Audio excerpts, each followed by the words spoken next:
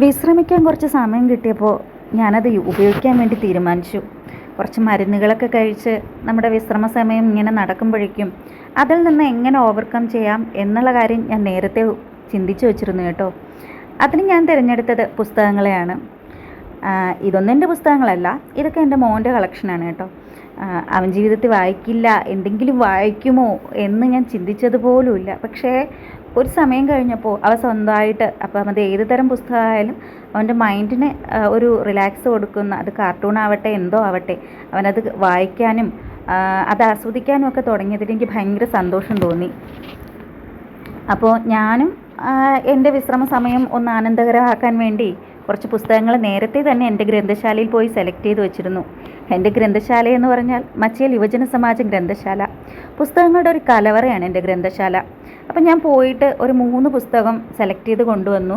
നമ്മുടെ ഉറൂബിൻ്റെ സുന്ദരികളും സുന്ദരന്മാരും, പിന്നെ എം മുകുന്ദൻ്റെ മയ്യഴിപ്പുഴയുടെ തീരങ്ങളിൽ, പിന്നെ അടുത്ത് നമ്മുടെ മുത്തശ്ശി എന്നുള്ളതാണ്, ചെറുകാടിൻ്റെ മുത്തശ്ശി. ഉറൂബിൻ്റെ ഉമ്മാച്ചു എന്നത് ഞാൻ നേരത്തെ വായിച്ചിട്ടുണ്ട് പുസ്തകം, നല്ലൊരു കഥയാണ്.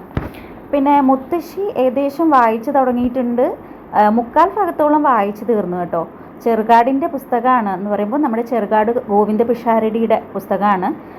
നമ്മുടെ കേരളത്തിൻ്റെ സംസ്കാരം, നായർ തറവാടുകളുടെ രീതി, വിദ്യാഭ്യാസത്തിലുണ്ടാക്കുന്ന മാറ്റങ്ങൾ, വിദ്യാഭ്യാസം മാറുവാനായിട്ടും സ്കൂളുകളിലായിട്ടും ഒക്കെ എന്തൊക്കെ കഷ്ടപ്പാടുകളാണ്, യൂണിയനുകൾ, കമ്മ്യൂണിസ്റ്റ്, കോൺഗ്രസ്, ഇങ്ങനെ രാഷ്ട്രീയം, ഇതെല്ലാം ഇടകലർന്ന ഒരു പുസ്തകമാണ്.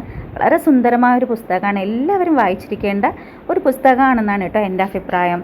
ഞാനതിൽ ഏകദേശം 3/4 ഭാഗത്തോളം എത്തി. നാണിയുടെ ധൈര്യമൊക്കെ വളരെ വ്യക്തതയോടുകൂടി ഇതിൽ പറഞ്ഞിട്ടുണ്ട് ചെറുകാട്. ഇനി ബാക്കി പുസ്തകങ്ങൾ ഞാൻ തൊട്ടിട്ടില്ല കേട്ടോ, വെറുതെ ജസ്റ്റ് ഇങ്ങനെ നോക്കിയതേ ഉള്ളൂ. വായിക്കണം, ഈ മുത്തശ്ശി വായിച്ച് തീർന്നിട്ട് വേണം എനിക്ക് ബാക്കി 2 പുസ്തകങ്ങളിലേക്കും ഒന്ന് കടക്കാനായിട്ട്. ഈ സുന്ദരികളും സുന്ദരന്മാരും ഉറൂബിൻ്റെ ഉമ്മാച്ചു വായിച്ചപ്പോഴേക്കും എനിക്ക് ഉറൂബിൻ്റെ മറ്റ് നോവലുകളും വായിക്കണമെന്ന് ഭയങ്കര ആഗ്രഹം ഉണ്ടായിരുന്നു. അങ്ങനെ ഞാൻ എടുത്തതാണ്. എന്തായാലും ഇത് എൻ്റെ ഈ സമയത്തിന് മുന്നേ തന്നെ വായിച്ച് തീർത്ത് തിരികെ കൊടുക്കുകയും വേണം എനിക്ക് ഗ്രന്ഥശാലയിലേക്ക്. പിന്നെ ഒരു പുസ്തകം ഇവിടെ കിടന്ന് ഞാൻ കണ്ടതാണ്, വീട്ടിൽ തന്നെ ഇരുന്നതാണ്, കാൺ ഹേർട്ട് മീ എന്നുള്ളത്. അപ്പോൾ ഇത് എൻ്റെ മോൻ വാങ്ങിച്ച് വെച്ചിരിക്കുന്നതാണ്. ഞാൻ അവനോട് വായിച്ചോ എന്ന് ചോദിച്ചപ്പോൾ ഇല്ല, വായിക്കണം എന്ന ആഗ്രഹത്തോടെ വാങ്ങിച്ചതാണെന്ന് പറഞ്ഞു. പക്ഷെ വായിക്കാൻ കഴിഞ്ഞില്ല എന്ന്. അത് സാരമില്ലല്ലോ അല്ലേ, അവർക്ക് എപ്പോൾ തോന്നുന്നോ അപ്പോൾ വായിക്കട്ടെ. പുസ്തകങ്ങൾ അങ്ങനെയാണ്, നമ്മുടെ കൂട്ടുകാരായി എപ്പോഴും കൂടെ ഉണ്ടാവും. അതിന് സഹായിക്കുന്നത് നമ്മുടെ ഗ്രന്ഥശാലകളാണ് കേട്ടോ. എല്ലാവരും ഗ്രന്ഥശാലകളിൽ പോയി പുസ്തകം എടുക്കണം.